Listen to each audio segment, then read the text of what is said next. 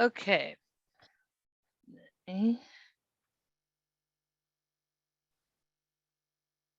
Share my screen. Okay. So I would like to thank all of you for staying on or just joining us for the steering the leadership, or the otherwise known as the President Workshop.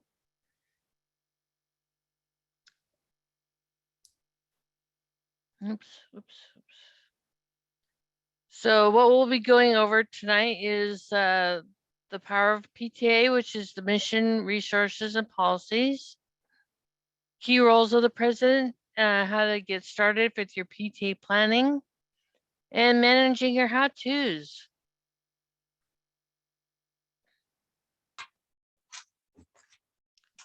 Okay, the mission statement of the California State PTA is to positively impact the lives of all children and families. Succinct, sweet, and to the point. And that's what we are all about. Their district is all about empowering you to be able to fulfill that mission at your local schools. So there's like a branch. The PTA branches are different levels of a PTA.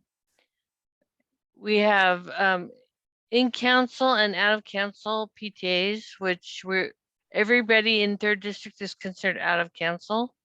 As Sue explained earlier, for those of you who are with us for the meeting, we used to have councils, which are groupings of PTAs by geographic area or by school district. But because it was just so difficult to find leadership to keep those councils going, we had to unfortunately disband them. So now we are all considered out of council. So basically you have your out of council PTA, and then it goes to district, which is third district. Then it goes to state PTA and national PTA. So all these different levels are here to support you and make sure that you're successful.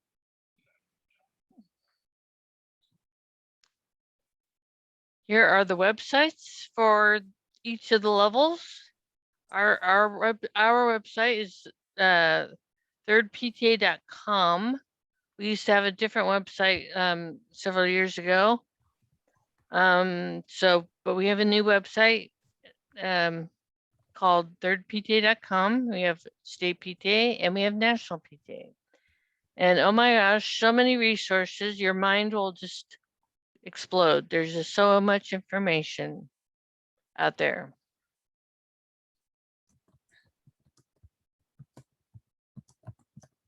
So third district, what does third district do?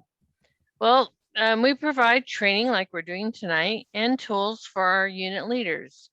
Now you may hear us call your PTA unit, because that's technically what you are. You are a unit. You are a PTA, but you're also a unit. So those two words are interchangeable.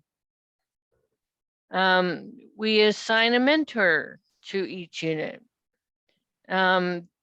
I believe there's a matrix on our website that if you go to our website, it'll tell you who your assigned mentor is. Yes.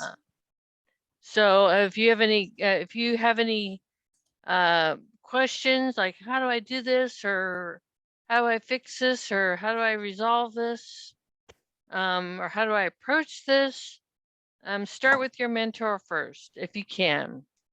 I am also always available to ask questions of as well, but I would prefer you start with your mentor, because your mentor is very knowledgeable, and if your mentor doesn't know the answer, then your mentor will contact me or contact state PTA or whatever resource your mentor feels is needed to help you with your question. Also, we coordinate the reflections participation. So reflections is it's an optional program. It's our art competition at the national level.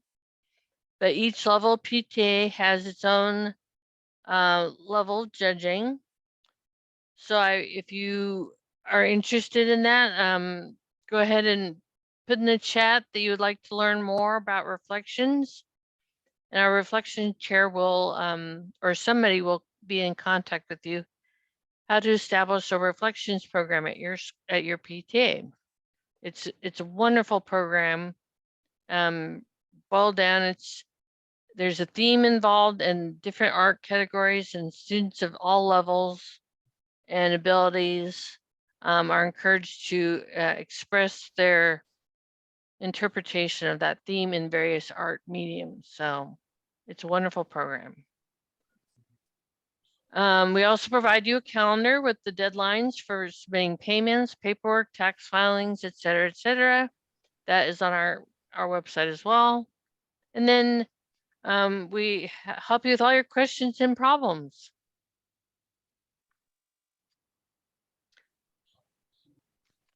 The California State PTA provides a toolkit, the AIM Insurance Guide, which is the insurance book telling what's covered and what's not by our insurance, and what paperwork needs to be put in place for different events just to protect yourselves. There's e-bylaws, which is the electronic bylaws. We have the Tax Filing Support Center, which is where all the forms and links to websites for all the tax filings and everything live. We have My PTEZ, which is another tool. It's similar to QuickBooks. It is subscription based. There is a fee involved, but it's not very much. And it's cloud-based, so you don't need to like install software on your computer and then worrying about it being out of date and things like that. You get a login and you log in, and your board officers can share the data.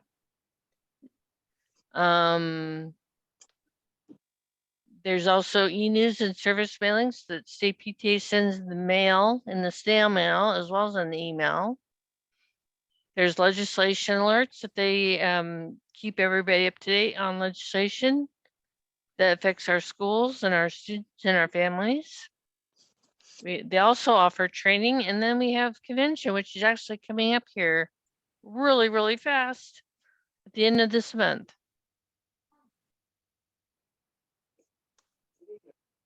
That's why. G. So here's a picture of the cover of the toolkit and the insurance guide. I took her out. Can you if you can you please put yourself on mute, please? Thank you. And the National PTA also has a lot of online guides. They have e-learning workshops, they have blogs and webinars, which are fabulous. And they also have some pre-packaged programs you can download and implement at your school. They have different types of assemblies. They've got like internet safety and school health or family health. It's just like it's already packaged up for you. You just have to get the volunteers and basically present it. So it's already planned out for you. You may hear a lot about through channels, submit this through channels, submit your payments through channels, submit your paperwork through channels. Third district is your channel. Everything should go to third district. Even if you get a letter in the mail or an email from the state PTA saying you're late on something or this is incomplete or whatever, send it to us. Do never send it to state PTA. State PTA has thousands of PTAs in the entire state of California. And the reason they have districts is so that all the paperwork goes to the districts, and then the districts condense it all and then submit it to state. So there's a lot fewer districts than there are PTAs. So that way they only get input from How many districts are there, Sue or Peggy? I can't remember off the top of my head. 29. 29. So that way they're only getting information from 29 sources versus 3,000 sources. So always send your stuff to 3rd district and then we will make sure it gets to state. If it's your money or if they are asking for a form or paperwork or whatever, just always work through 3rd district.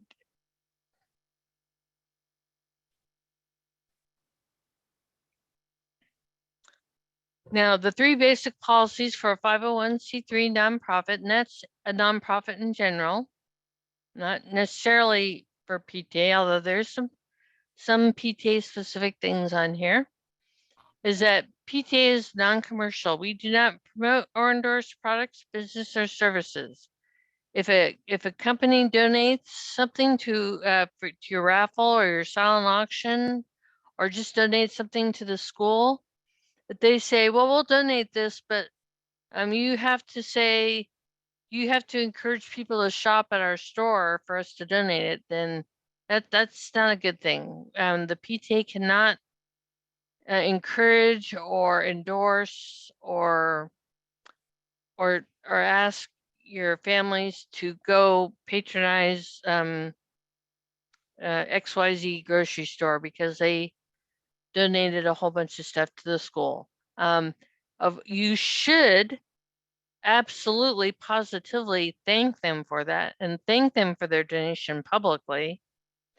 But as part of that thank you, you should just say thank you. You should not say thank you and please go do your shopping. Just say thank you for XYZ grocery store for your generous donation. Period. That's it. That's all you should say. You can repeat your thanks as many times as you want in as many public venues as you want and as you can, because if it's a generous donation, you want to be generous with your gratitude, but just gratitude only. The acronym PTA is a registered service mark, so you can't give it to a company and say, if they say, can we put, we're supported by PTA on our brochure or whatever? No, you can't do that either. We are non-sectarian, which means we welcome and we're welcoming and inclusive of all faiths, creeds, cultures, races, sexual orientation. I mean, everything. It does not matter. PTA welcomes everybody. And then also we are nonpartisan. We do not support or oppose political parties or candidates.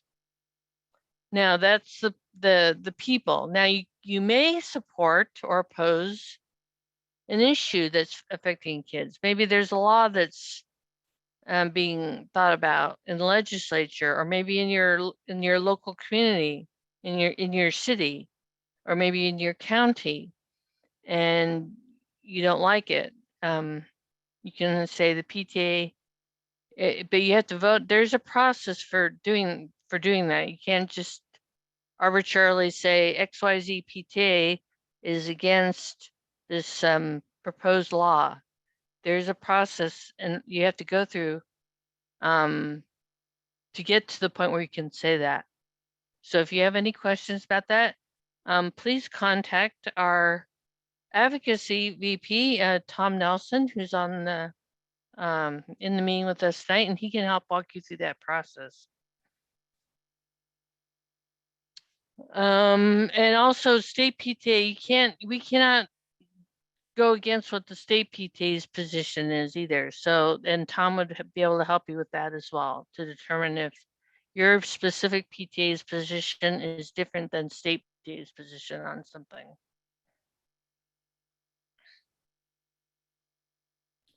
So your GPS, so so you've got your bylaws and your standing rules. Your bylaws give your official name, all of your ID numbers, how much you charge your members for dues, what the quorums are, who your officers are, how the nominating committee is, functions, and the election process.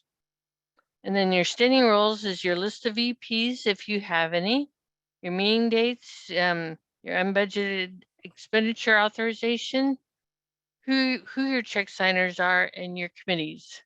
And there's standing committees and special committees. So basically, your bylaws tell you how or what needs to be done. Your standing rules tell you how to do it. So that's what the difference is between bylaws and standing rules. And if you have any questions at all about how to update your bylaws or how to interpret your bylaws, please contact our parliamentarian, Sudine, and she will be able to help give you more detail about that.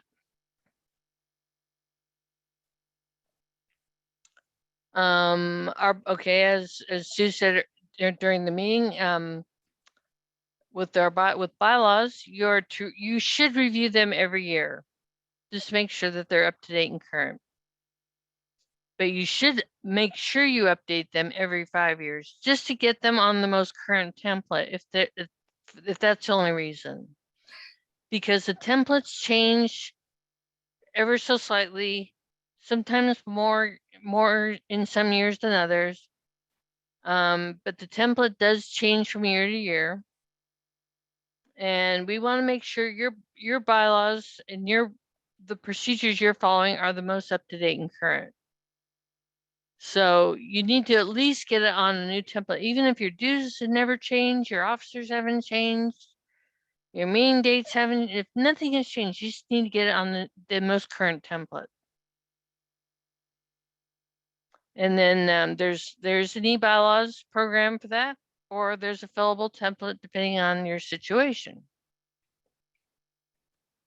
Or if the e-bylaws is working or not, which e-bylaws has been a little persnickety lately, so. And if I'm going too fast, if any of you have any questions, please put in the chat, stop me. So before I move on to the next section, is anybody have any questions? I haven't seen anything in the chat. Okay. All right. I have a question, but you said Sure. ask it in the chat, or Yeah, you can ask in the chat, or I'm stopping now. So if you'd like to verbally ask your question.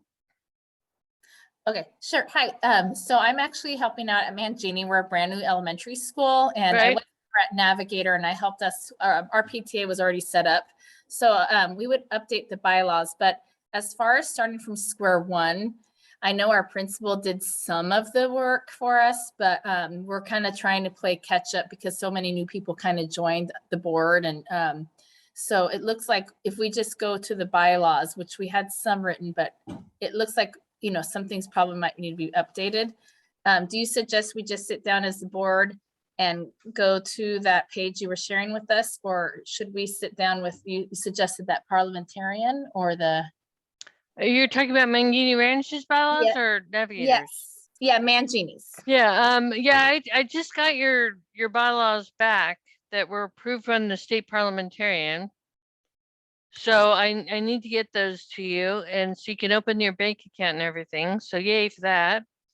But so let me email those bylaws to you, because I believe the state parliamentarian made some changes to your bylaws, like he made changes to our bylaws. So Okay, thank you. I'll send those to you, and if you have any questions, you can contact me since I'm your mentor, or you can contact Sue, either one of us.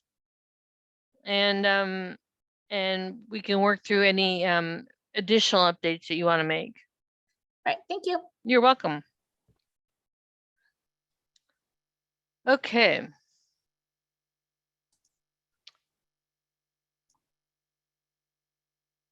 So your job as president is not to do all the work all by yourself. That would be insane. So one of the duties of a president is to be a communicator. You're to oversee and coordinate the work of the executive board, not do all the work of the executive board. You're to preside over your executive board meetings and your association meetings. Approve all materials prior to distribution, so like flyers and any work that your committees are doing where they that will end up in the hands of your parents and families, or in the hands of your teachers. Make appoint chairman and make chairman and committee member appointments. So as ad hoc committees come up, like fundraisers you want to do or programs you want to do, appoint a committee. Say, okay, Sally Sunflower's gonna be the committee chair for the Harvest Carnival, and then everybody can rally around Sally Sunflower to help her out. And then the president is also an ex officio member of all committees except the nominating committee. And ex officio means you are, and Sue, correct me if I'm wrong, I think it's just that you are invited to all the committee meetings, but you don't have to go to all of them. Correct. Okay, thank you. But the president can never, ever, ever be involved with the nominating committee because you're trying to find leaders for the next year. So it'd be kind of inappropriate to have the current leader help out finding next year's leaders.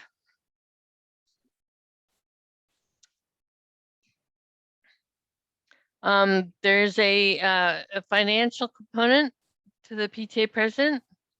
They have to sign all the payment authorizations.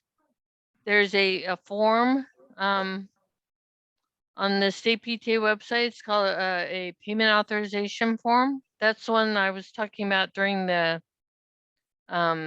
meeting portion earlier, that the secretary has to sign off on, that the expense has been approved that's been voted on and approved by the board or the association, so that that expense can be made. So, but there's also a line on there that the president also has to sign, because the president is ultimately responsible for all the money going in and out of the PTAs. So the PTA president also needs to sign that form. Also sign the checks, because there's 2 signatures on every check, and the president should be one of them, but doesn't have to be. If the president's not available, then one of your alternate check signers can sign as well. And then also ensure that the reports are completed and copies are sent to third district, with like a copy of your budget, a copy of your annual financial report that should be completed after the close of the fiscal year, which our fiscal year closes June 30th. Making sure that the semi-annual audits are completed and that the tax returns are completed. And one note about audits, our insurance company has a requirement that if you end up getting into a situation where you need to file a claim with our insurance company for some reason, you run the risk of the insurance company denying your claim if you do not have your audits completed. So make sure that you get your audits completed and turn into us, because if something should happen, God forbid, we would hate to have your claim denied, even if it's if it ordinarily would be a coverable incident, just because of paperwork. That would just be horrific. So please, please, please, that's why we're trying so hard to get our audits done, because if something happens at third district level, we're in the same boat all of you are. So we take getting audits completed very seriously, and so should all of you. And if you can't find anybody to do your audits, then let us know and we will try to help you find an audit. Maybe someone on our board can do your audit. We can't do our own audits. That's why we're having trouble. But we can maybe do your audit. So we will figure something out together. Can you remind us again who is able to do the auditors? Is it, or do the audits? Is it anybody other than the treasurer? Anybody, anybody that has check signing authority on the account. Cannot have check signing authority on the account. Yeah, they cannot have. So Gotcha. your Okay, thank president, you. your treasurer, and any of your alternate check signers. Yeah. But a teacher could do it, a parent can do it. They don't even have to be a member of your PTA. They can be, somebody in the community. It could be just anybody. But it just cannot be somebody that's a check signer on your account. Good question. Thank you. Also the PTA president signs contracts. All contracts must be approved by the association before a contract is signed. Contracts must be signed by 2 elected officers. The president must be one of the 2 signers. So, so in that case, one of the alternates can't sign for the president. It has to be the president and somebody else. And then contracts are signed per this example here.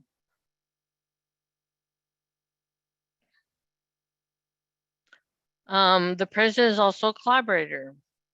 The president is the official contact and representative of the PTA. Really should meet with the principal on a regular basis just to touch base and see, how to maintain the relationship between the PTA and the school. Make sure needs are understood, and if there's any conflicts arising, it's good to meet with the principal, nip it in the bud before it gets to be horrific. So just have some kind of regular meeting. Make the schedule what you want it to be. If it's once a month, once a week, but try to keep some kind of regular schedule with your meeting with your principal. You really should attend 3rd District Association meetings like you're doing tonight, or like many of you did tonight. And also ensure that the volunteer hours are collected. So there is a position called historian. In some units, it's an elected position. In some units, it's an appointed position. And some units don't have a historian at all, and that's fine. But somebody should be collecting the volunteer hours, because PTA is a volunteer organization, and part of our maintaining our nonprofit status is that we can demonstrate to the IRS that we are a volunteer organization. And part of doing the way we do that is by reporting the number of volunteer hours. So write down every time you think about PTA, do anything. If you're on a phone call about PTA, writing an email about PTA, surfing the internet about something about PTA, all that time counts. So make sure those hours are recorded, collected, and reported to us by May 15th. And we will be getting a reminder about that here very soon. And Cheryl, they're collecting the volunteer hours for everybody on their PTA, not just for the president. Right, exactly. And any volunteers you have, if you have parent volunteers helping out on committees, or anything helping the PTA, it doesn't even necessarily have to be an officer. It could be a PTA member, it could be somebody helping out with the PTA. All their time counts too. So I know it's kind of late in the year if you haven't been recording it all along, but just take your best guess. How much time you think you've spent on PTA, and make sure you get those hours into us here at 3rd District. But like I said, we'll be sending out an announcement about that here in the next day or two. So, but start thinking about it right now. Start jotting notes down. Going shopping. Anything related to PTA, and make sure it's about PTA, not the school. If you're volunteering on campus because you're just volunteering for school, like volunteering in your child's classroom or something, that does not count. That you're volunteering for school, and that's so awesome. But that's a school thing. It's not a PTA thing. Unless a PTA asks you to volunteer in your child's classroom, it's separate. So don't count those hours. Just count PTA related stuff.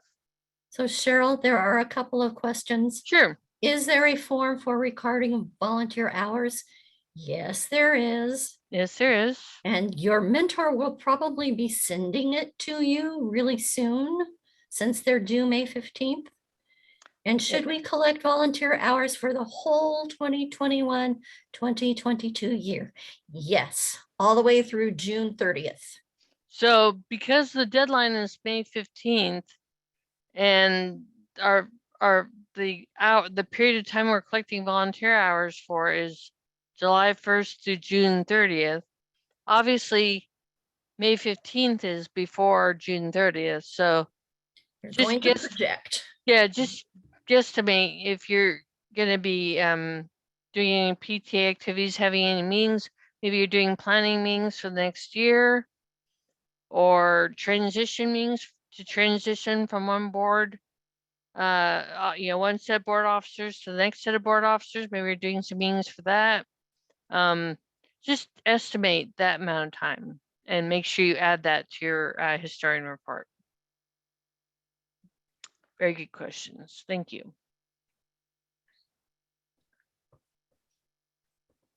Principal and the president. So there's joint responsibilities. You need to make sure that two-way communication is open and free-flowing. Problems occur when communication stops and you guys and the PTA and the principal get on a different page. Then there could be some issues. So make sure you're always in sync. Discuss concerns openly and frankly. Don't sugarcoat it, but don't get accusatory or defensive. Just be very productive with your conversations. Schedule your activities. Be sensitive to the school calendar when the PTA is scheduling things. If the PTA wants to do this big event and it's during a period where all the teachers are going to be really embroiled in preparing for some big task, they're not going to have the time to be able to devote to your PTA activities. So be really sensitive to that, and try to work with the school's calendar so you're not overburdening your teachers or your staff, or the other direction, or the teachers staff are overburdening the PTA because maybe the principal would like the PTA to do something at a certain time, and your PTA officers are stretched too thin during that time. So just negotiate and work it out and try to be sensitive to each other's time availability and needs. Of course, always support the curriculum and the programs at your school and promote family engagement. The more families you can get involved with your PTA, the better.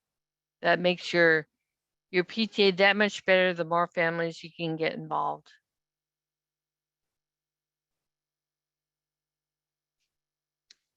So there are 5 planning steps for PTA. There you have your board. Your board thinks, okay, we want to do this thing.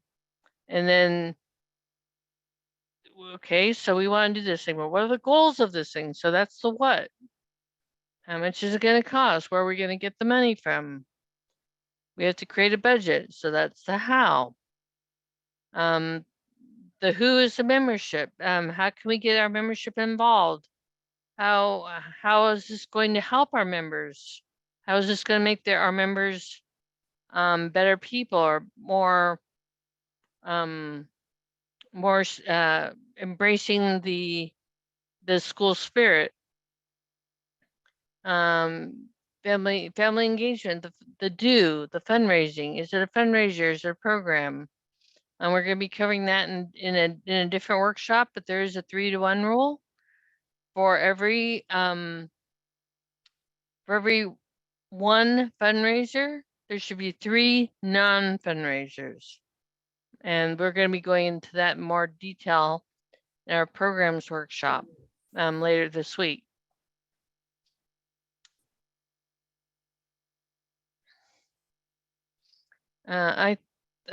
Slide looks familiar.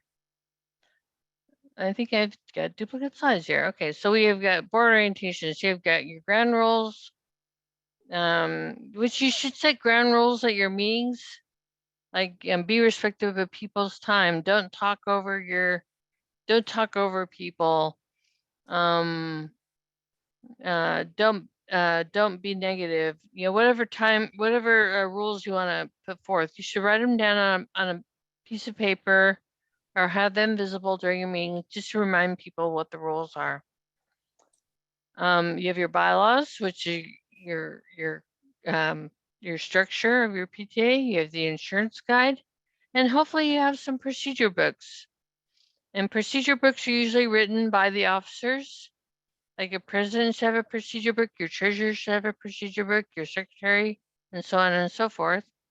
So when the next set of officers comes along, that book can be handed off to help that new officer understand what has happened in the past and help them assimilate into their job a little faster. So Cheryl, Yeah, there was a question. Can you have this board orientation and planning meeting prior to July? yes, you can. In fact, I encourage it. You cannot make decisions because you're not, officially, the fiscal year hasn't started yet. When you're elected, you're elected the position starting after July 1st. But yes, you can absolutely start planning. You can start discussing, start working with the former board to transition everything over. Absolutely, positively, I strongly encourage it.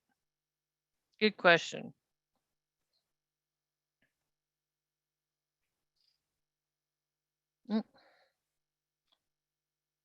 So the what is the goals of the programs? So what does your school need? What do your families need? What do your teachers need? What does your administration need? Instead of trying to say let's do this, we want to do this, but nobody cares about it. So it's going to be hard to get a lot of support unless people care about the activity or the program or what you want to do. So make sure that what your PTA wants to do is something that your parents and your families want to do, because ultimately your association has to approve the budget for your activities and your events and your fundraisers and what you want to do. So make sure you have support for your PTA's ideas before you just start, you start creating, what's the term? Creating solutions before you know what the problem is. So Cheryl, they could send out a survey to all their members. absolutely. Yeah, very good. Yes, I highly recommend that. A Survey Monkey or a piece of paper or whatever way you want to do it. Google form, however you want to collect that data. I strongly encourage that, because you don't want to waste your PTA's time doing things that nobody really cares about or or putting money towards something that no one feels is needed. And people like to feel they're being heard. Mm-hmm. Absolutely. Absolutely. Your members, your association are is your support mechanism. Basically, as a board, you are doing what your members want you to do. So it is partially what your PTA board wants to do, but it's more about what your members want you to do. So that's why they have a board. If there was no board and it was just all the members doing all the work, just maybe you had 100 members. Can you imagine having a committee with 100 people on it? You would never get anything done. So that's why you have a board. So you've got a smaller group of people kind of focusing on getting the work done of the larger group. So yes. So your membership is your lifeblood of your unit, your association. Your board has been elected to help steer your association. And that's their job to do the month-to-month steering, and they bring all of their plans to your association for their approval. Exactly. So once you determine what your school community wants, what your members want, you develop your plan for your programs and your fundraisers, put a calendar together, plan out as far as you can, and get some timelines in place so your committees can start working, so that people aren't doing things at the last second, and you're not announcing your fundraisers and your programs at the last second, so you can get the maximum amount of involvement and participation. Then we have the how, which is the budget. And this goes back to the person that asked a question about, can we start working before July 1st? Yes, the treasurer-elect can start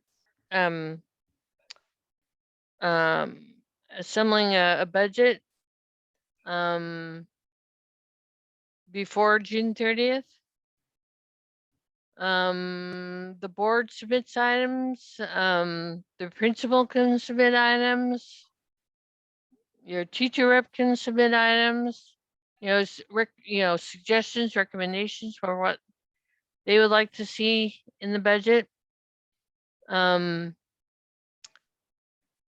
Make sure you've got your income equals expenses. So okay, and that's confusing, because the definition of a nonprofit is to have no money at the end of the year.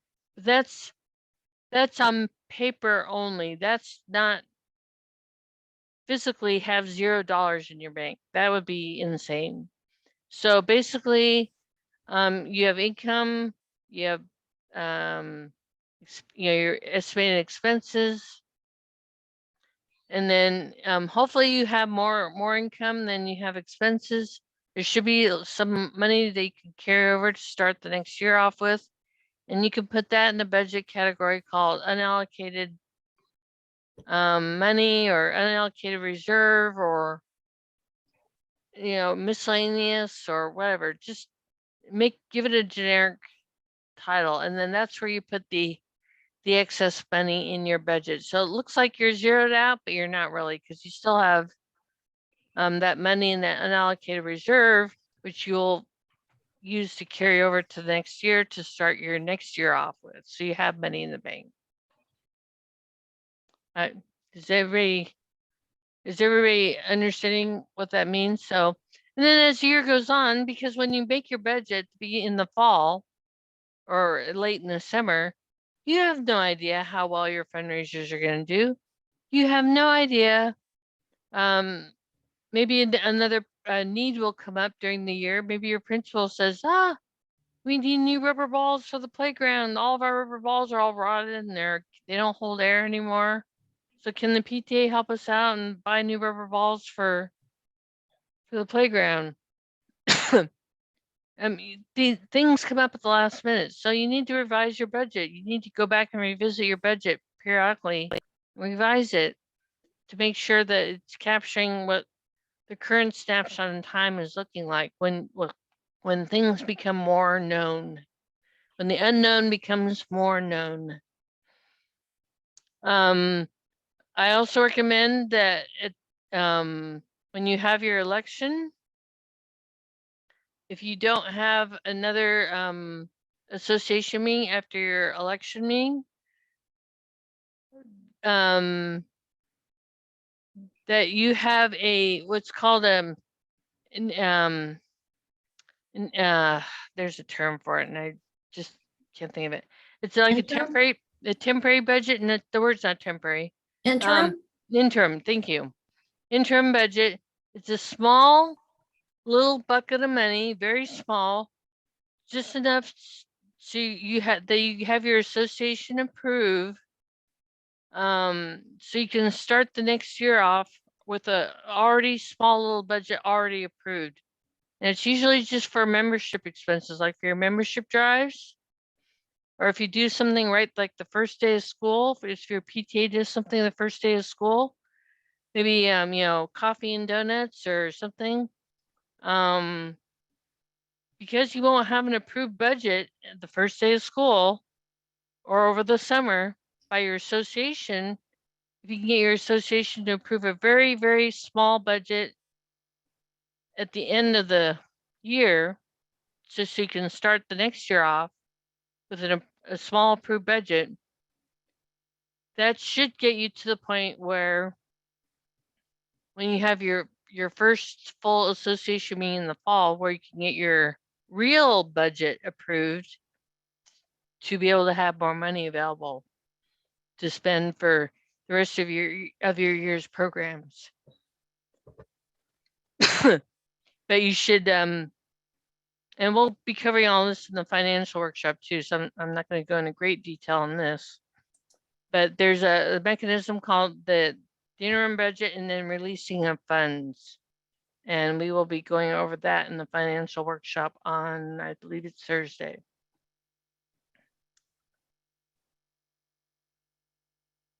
Just as a time mark, you have 10 minutes until Okay. 8:30. Okay, I think I'm almost done. The who is your membership. Get your membership goals. Membership is year long. Develop a plan. To come up with them. Try to tie it with your school spirit. If your school is the if your school mascot is the Beavers, tie your membership contest or your membership drive to have each class count how many logs are stacked up, because beavers like chewing on logs to make their dams. Who can build the biggest dam? Yeah, exactly. Or horses, if you're the Mustangs or the some or the Appalachian, or some kind of a horse, and put horseshoes, or just try to tie it to your school spirit, so that makes also a school spirit activity too. But it's real important to get your membership going, so you can make sure your quorums are met, and that you have as many people involved in your PTA's decisions as possible. Could I say something here, Cheryl? Yes, you may. To be a legal PTA, you have to have at least 15 members. That's right. If you only have 15 members in your PTA, you are not going to have a very big pool to find new officers with, to have people help with whatever you want to accomplish. So I suggest you cast that membership net very, very wide. Anybody can join your PTA. You can ask community members, you can ask grandma from the East Coast, you can ask your neighbor. They do not have to have a child at the school. That's right. I would even go as far as ask the neighbors that live around the school, because they have a stake in what happens at the school too, because they live close to it. So they want to make sure that the school that's in their neighborhood is the best school possible. And part of being the best school possible is having the best PTA possible. So, yeah, put a flyer on the neighbors' doors that live around your school as well. Thank you for that, Peggy.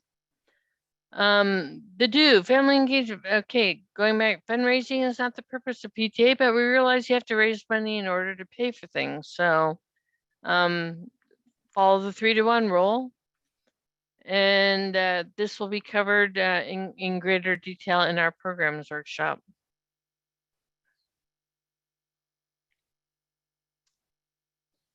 Managing your PTA, team building, empower a mentor for today and tomorrow. Delegate as much as possible. Recognize and appreciate work of all your members, your board members, your volunteers. Always tell them how grateful you are that they are helping. Give a thank you and shout out to volunteers. Have a volunteer recognition lunch or rewards or whatever. Just something to show that how much you appreciate the help. Be the brand, be the PTA brand, and enjoy yourself. This is fun. And you are not the team. Like I said earlier, the president should not be doing everybody's job for them. They should be empowering their officers and their volunteers to be able to do their own jobs.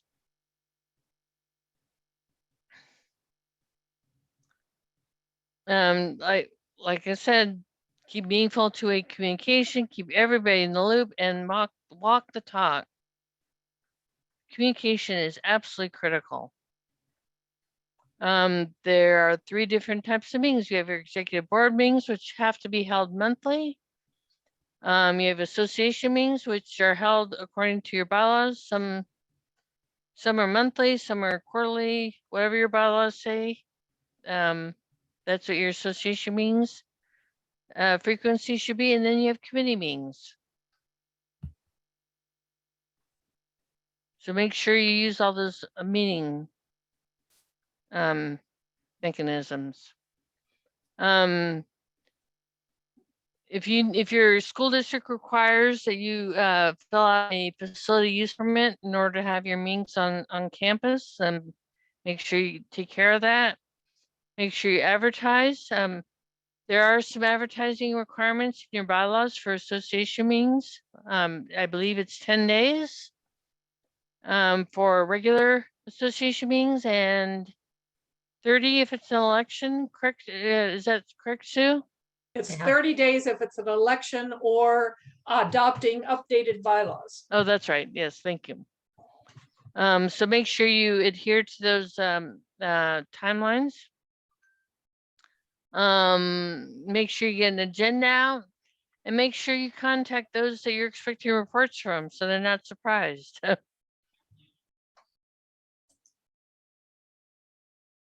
Start and end on time, agree to ground rules, stay on agenda. If an issue is starting to, if it starts turning into a controversy and there seems to be a lot of discussion around it, instead of trying to hammer it out at the meeting and letting the meeting run long, like keep going and going and going, say, look, this sounds like an issue that needs to have some more discussion, set up an issue bin, or maybe even set up a committee. Have some folks say, okay, let's form a committee to dive into this issue a little bit more and come up with some recommendations. But don't try to solve it at the meeting. And then after the meeting, delegate and make sure action items are followed up on and make sure that minutes are distributed promptly. Committee meetings are open to the president, but the president does not have to go. The chairperson should be there and the committee members should be there, meet as necessary. A quorum is just a simple majority of the committee members, the half plus one. Lengthy committees are for lengthy discussions like I talked about with the issue bin. Or if you have a particular project, a program or a fundraiser that needs to be planned out, that's what happens in committee meetings. And then actions are recommended are brought to the executive board. By the Committee- chairman. Yeah, by the chairperson. So if the committee has some recommendations, the committee chair reports those to the executive board, and then the board takes those recommendations under consideration. Executive meetings are open to officers, standing committee chairs, teacher reps, and the principal. Guests are granted a courtesy seat by the president to share information. Guests do not vote and should leave the meeting as soon as the reason that they're there is finished. So if you invite somebody to give a presentation about maybe a fundraiser idea or something, that person comes, they give their presentation, and they leave. They cannot stay. Your executive meetings meet monthly. Decisions are debated there and agreed on. Vacancies are filled. Chair people are appointed. The budget's reviewed. The audit's reviewed. The bylaws are reviewed, and also speakers and programs are planned for association meetings at executive board meetings. Oh, shoot. Association meetings are open to all, but only members can vote. We already talked about the timeline. But all this information is in your bylaws. There is a template for the agenda on the state PTA website. It's kind of a boilerplate. If anybody would like to see that, I'm happy to email that to you, but this is a general layout. Oh my goodness, I have a lot more. Yikes. You got 1 minute I got 1 minute. till it's 8:30. Yeah. Let's see, audits, we already talked about audits. We'll talk about the financial mismanagement stuff in the financial workshop. I think the rest I of really it, think you should go over the financial red flags just so that the Mhm. presidents and whoever else is on here are aware. okay. So, financial red flags. If an officer or board member stops taking calls and doesn't come to the meetings, doesn't provide any written treasurer reports for the meetings. Now, it's okay for the treasurer to miss meetings. My treasurer missed tonight's meeting, but at least I got a report. So even if the treasurer can't present the report herself, I at least have the report to share with all of you. So, but if there's no treasurer report and no treasurer, then that's a big red flag. The money handling process is not followed. You're finding like only one signature on the check, or checks are being issued but not approved. Only one person is counting money, or multiple family members are counting the money.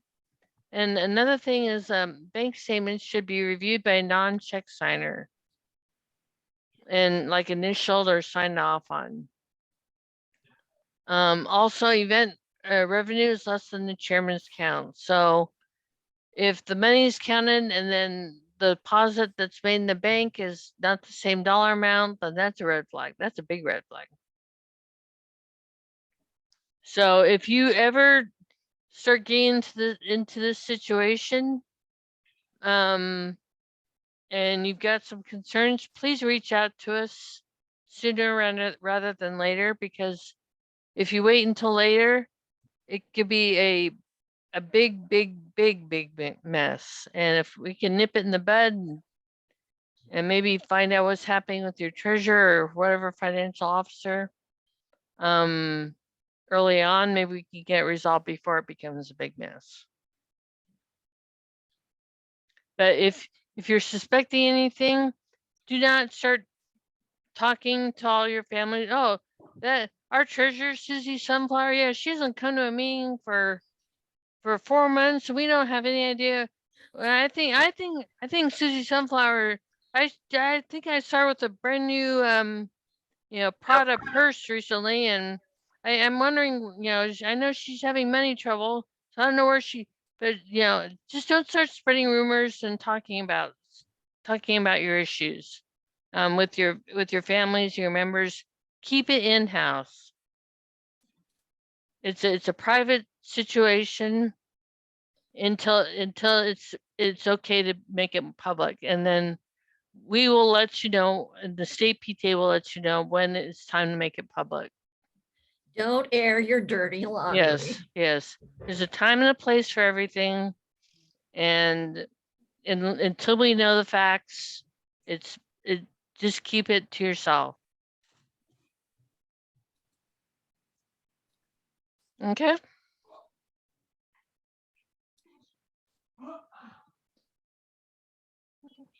Any questions?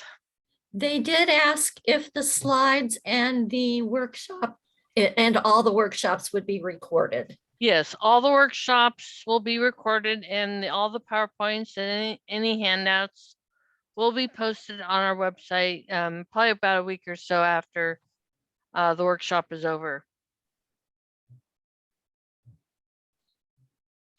And if they have any questions about the insurance, AIM has an insurance website, and that's what they get paid to do. Yep.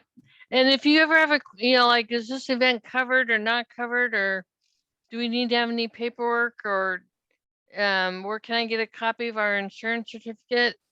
AIM's contact information is on the state PTA website, and they have an 800 number and an email address, and they're pretty good about responding to inquiries. So if you have any questions like that, please contact them directly, instead of contacting us, because we can't give advice about insurance, because we don't want to give the wrong advice and then have something happen, and then we gave you the wrong advice, so then it becomes our liability. So it's just best that you go right to the source and ask the source, which is AIM, what the procedure is for various events and activities you want to do on campus.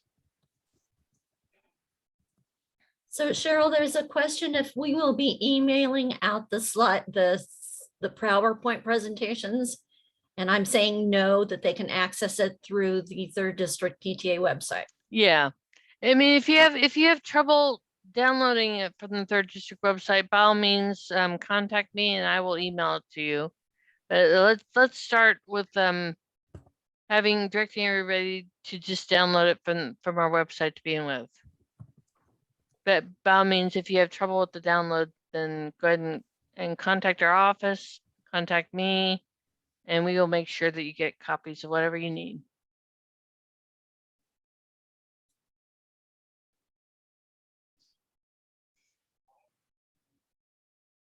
Okay, anything else? Some people are signing off. Okay, that's good. All right, well, thank you everybody for coming. And I hope you learned some new information tonight. And if you, like I said, if you have any questions, I'll contact your mentor, contact me, and we will get answers for you. All right. Thank you so very much for coming, everybody. Have a great night and a great rest of your week. Night, everybody.